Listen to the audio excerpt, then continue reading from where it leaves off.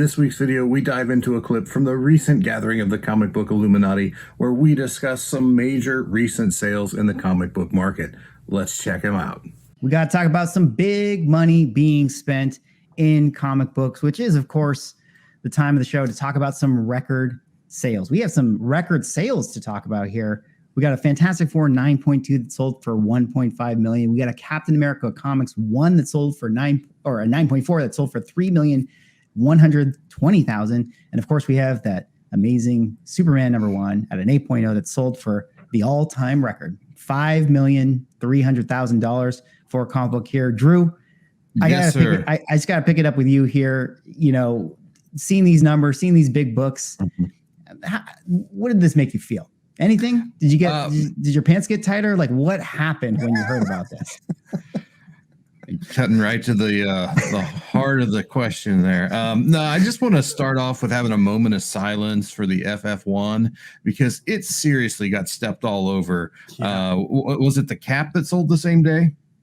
Yeah. Well, it was the same weekend. Yeah. I don't remember from the same day, but same weekend. Same sale. Nobody talked about the FF. It was all about the Captain America. Man, I was talking about that FF. That sale, that is an insane number. I know. Insane. I was just like, how is everybody so focused over here when that FF just blew up? So now is its time. It's being appreciated. So I love it. I really was pretty giddy watching some of those results come out. And the thing that popped in my head when I saw the Mile High Superman 1 sale is that we still have this massive question mark out there in the hobby. Like, we know this book's not going to stay in the #1 position because as soon as its sister, the Action Comics #1 from Mile High, resurfaces, if it ever does, it's going to blow the doors off of all of this because it's always a $10 million book. Yeah. It better. The way I've heard it described is that it makes the 9-0s, the two 9-0s that are known, look like garbage. So, I mean, this thing is just going to completely level the playing field. I mean, it's just going to wipe the board clean. It's Thanos. It's absolutely going to blow everything out of the water, and I'm looking forward to that. But I think it's fun. I was sad that AF-15 no longer has the highest comic sale, but you can't be on top forever. Thank you to the sponsor of this video, MySlabs.com. The platform designed by collectors for collectors just got even better. MySlabs.com is proud to now feature dedicated sections for both raw cards and raw comic books.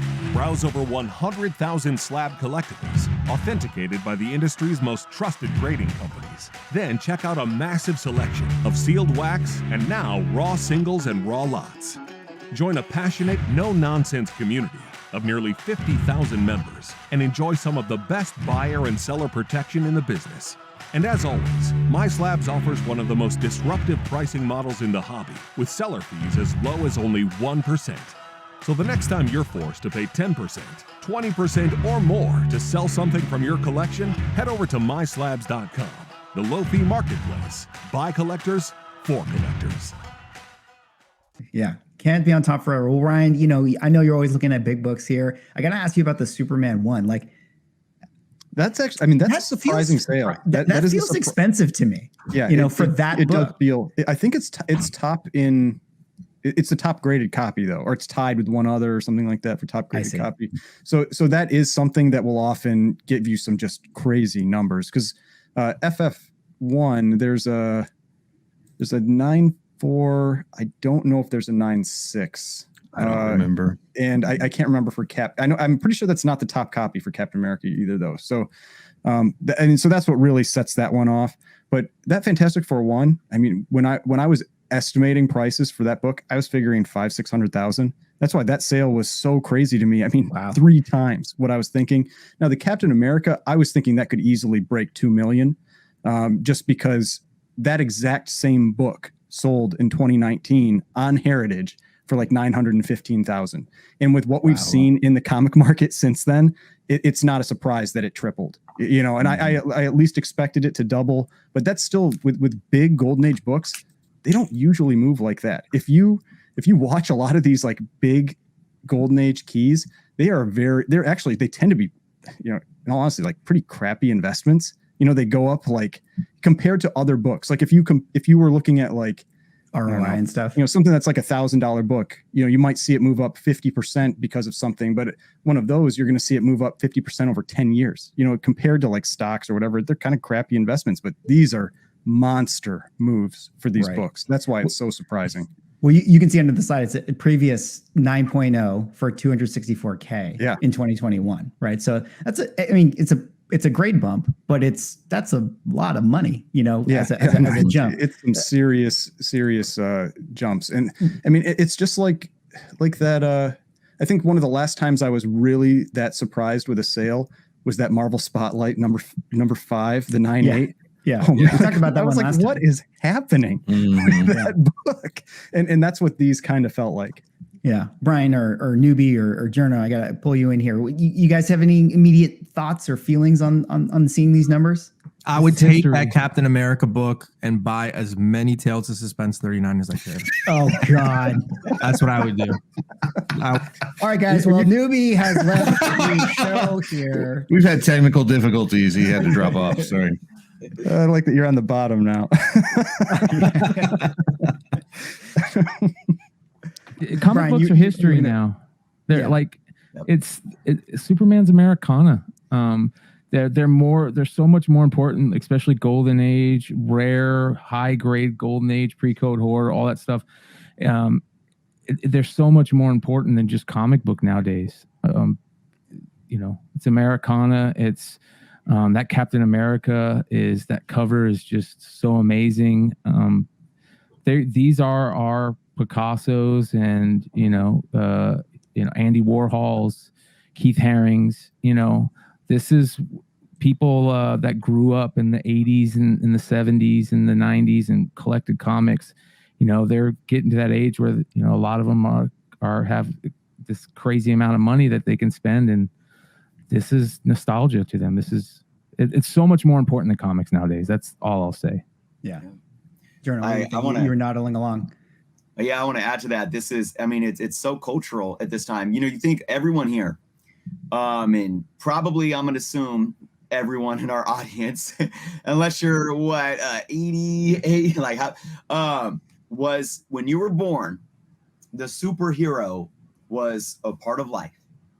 But if you think about it, you know, 84 years ago now, right? Is my math right? 84 years is a very short period of time.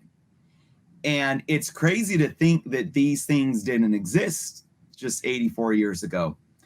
And I think when you put it into perspective like that, and it shows you that all of us that were born into these comics, and I know, you know, it's a little different with Marvel and in the Stan Lee Marvel age, you know, Stan Lee, Kirby, Ditko age, but for anybody born after the 60s, it's the same thing, kind of at an even heightened level, because you're born into the Spider-Mans and the Fantastic Fours and the Supermans and Batmans.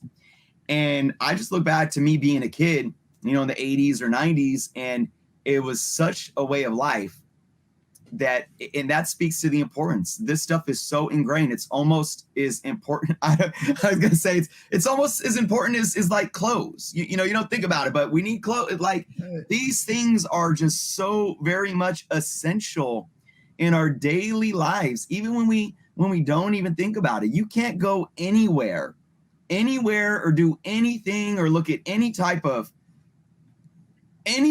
cultural aspects of our lives that doesn't have superheroes popping up in it. So again, yeah, I think this absolutely speaks to how important this cultural phenomenon has been for the last, 84 years.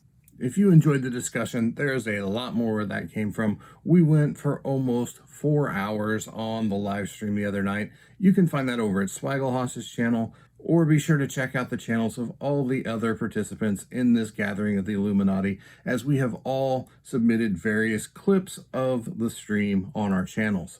So be sure to check out those other clips, give them a like, drop a comment down in the comment section. Let us know if you enjoyed some of the conversation we were having. I know we all had a great time, and we really look forward to doing it again. Thank you for watching today. Don't forget to collect responsibly, and I will see you in the next one.